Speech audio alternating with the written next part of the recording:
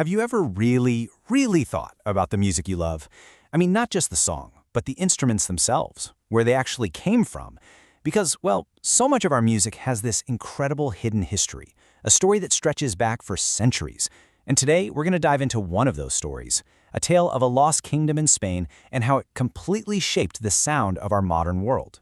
So, let's just kick things off with a simple question.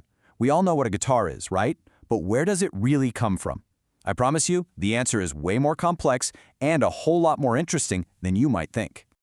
Okay, just take a look at these two pictures. On the left, a modern guitar. Totally familiar. But on the right, that's a carving of an angel playing an instrument from like the year 1310. The resemblance is just uncanny, isn't it? The connection between them, well, that's what takes us on a journey to a place you probably wouldn't expect. All right, so to find the real answer, we've got to peel back the layers of history. We're going to trace the roots of European sound, and to do that, we need to look south, way south. You see, the real beginning of this story isn't in Paris or Rome, these places we usually think of as the centers of European culture. No, it's on the Iberian Peninsula, in a Moorish kingdom that was known as Al-Andalus. It was this amazing place that flourished for over 700 years in what we now call Spain and Portugal. For centuries, Al-Andalus was this incredible hub of science, poetry, and, you guessed it, music.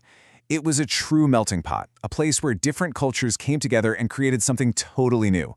Let's look at one of the instruments that was born in this really unique world. Okay, say hello to the adufe. It's this incredible square tambourine, and its roots go directly back to the Moorish culture of North Africa. It became a huge part of the music in Spain and Portugal. First of all, its shape is just so distinctive, right? It's not round like the tambourines we're used to. And it also had this really important social role. I mean, traditionally, this was the sound of women. They would play it to lead religious processions and to keep the rhythm at community festivals. It was the heartbeat of the town. And if you look closer, you can really see the craftsmanship. Each one was handmade, a simple pine frame, a drumhead made of stretched goat skin, and then, inside, they'd seal up seeds or little stones to get that signature rattle. Such a simple design, but with this incredibly rich cultural history. And this was just one piece of a much larger musical puzzle. So, as people and ideas started traveling from Al-Andalus up into the rest of Europe, they didn't just bring books and scientific knowledge. They brought their music and their instruments with them. And this is where the story gets really fascinating. Check this out. The name itself tells the story. There was an Arabic instrument called the al-oud, which just means the wood. As it traveled north, Europeans heard al-oud, and over time they kind of dropped the al and it just became the lute. This instrument became the sound of the European Renaissance, but its roots, they're clearly in the Arab world. And right alongside the oud, another instrument made that same journey, the gittern. It was this small plucked instrument with a rounded back, and today, musicologists are pretty much all in agreement that this is the direct ancestor of the guitar we play today. But for a really long time, this story was all mixed up because of a case of mistaken identity. See, scholars used to confuse the gittern with a totally different instrument called the siddle. The key difference is the back. The gitterns was round, usually carved from one piece of wood, while the siddles was flat. And get this, for decades, they were even mislabeled in museums. So, let's go back to our angel. Now that we know what to look for, we can say for sure that's not just some random generic stringed instrument. That is a gittern. This is the great-great-grandfather of the guitar.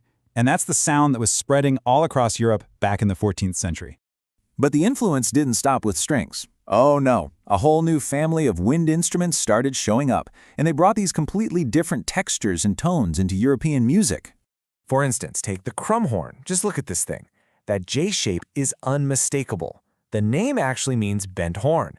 It has this double reed that's hidden inside a little cap, and that gives it this really unique buzzing sound that was, believe it or not, super popular during the Renaissance. I absolutely love this little detail. In 1617, a famous composer named Michael Praetorius actually wrote that you could use crumhorns instead of trombones in some of his music. It just goes to show you, these weren't just weird little novelties, they were being woven right into the fabric of European music. So what happens when you introduce all these new sounds into a culture?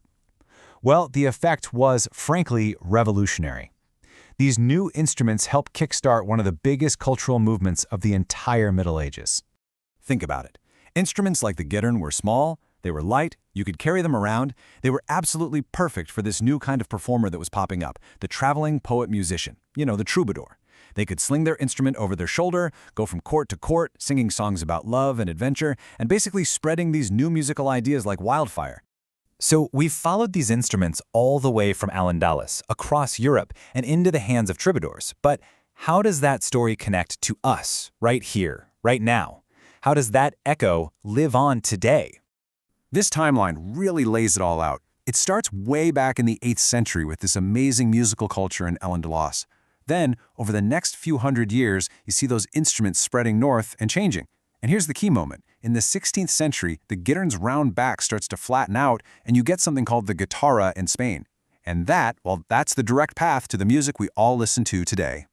So next time you pick up a guitar, or maybe just hear one in a song on the radio, just pause for a second. Try to listen past the modern sound, past the chords you already know. Because if you listen closely enough, you might just be able to hear it. That faint, 1,000-year-old echo from a totally different time and a totally different place. You might just hear the echoes of Al-Andalus. It kind of makes you wonder, doesn't it? If the guitar has a story this deep, this incredible, what other hidden histories are just waiting to be heard in all the other simple things we see every day? What other stories are we missing?